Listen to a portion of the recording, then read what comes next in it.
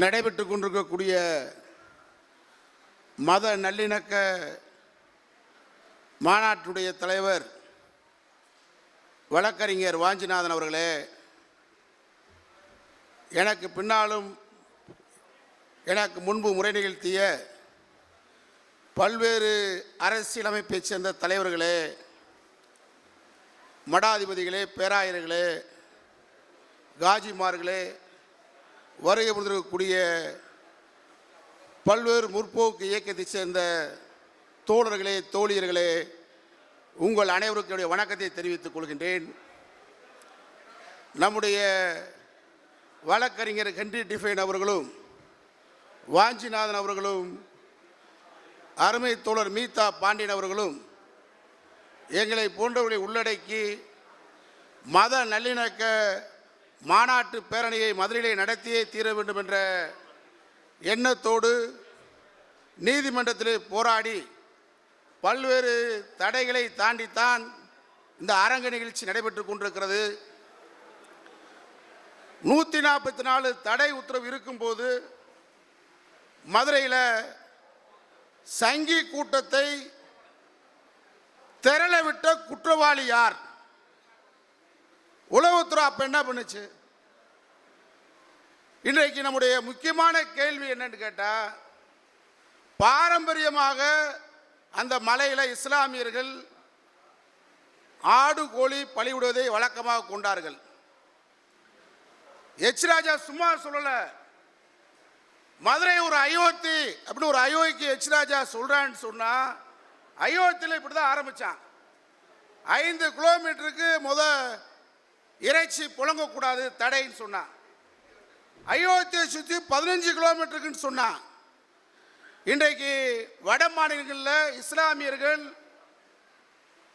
Mutton கறி எடுத்துட்டு போனா கூட, ஆடு கறி எடுத்துட்டு போனா கூட, என்ன கறி எடுத்துட்டு வர்ற அப்படின்னு கேள்வி கேட்டு ஆளை கொலையே செய்யறான். ஒரு சமூகத்தை எவ்வளவுதான் நீ பழி வாங்குவ? இந்த 11 ஆண்டு கால பிஜேபி ஆட்சியில் அவங்க உடுத்தக்கூடிய உடை ஹிஜாப் அணியாதன்ற, அவங்க சாப்பிட்ற உணவை இந்த உணவு தான் சாப்பிடணும்னு சொல்ற, வரலாற்று சின்னம் பாபர் மசூதியை இடிக்கிற, இந்திய விடுதலை போராட்டத்தின் போது சாவர்கர் கூட்டம் இந்தியாவுக்கு விடுதலையை வேண்டாம் என்று சொல்லி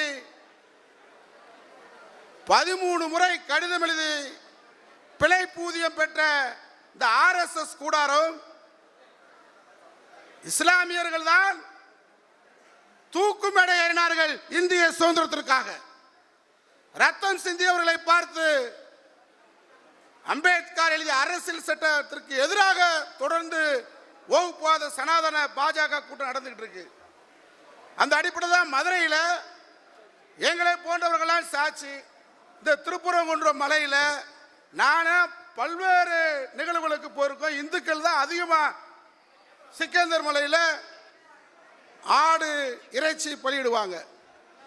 இப்போ இந்த ஆர்ப்பாட்டத்தின் மூலமாக என்ன சாதிச்சிருக்கான்? ஒரு ஆர்ப்பாட்டத்தின் மூலமாக சொன்னா, ஆயிரக்கணக்கான ஆண்டுகளாக இஸ்லாமியர்கள் வழிபட்டு வந்த அந்த ஆடு கோழி பலியிட்டு வழிபட்டு வந்த தடையை ஒரு ஆர்ப்பாட்டத்தின் மூலமாக இந்த RSS கூட்டம் நிறுத்திருக்கான்.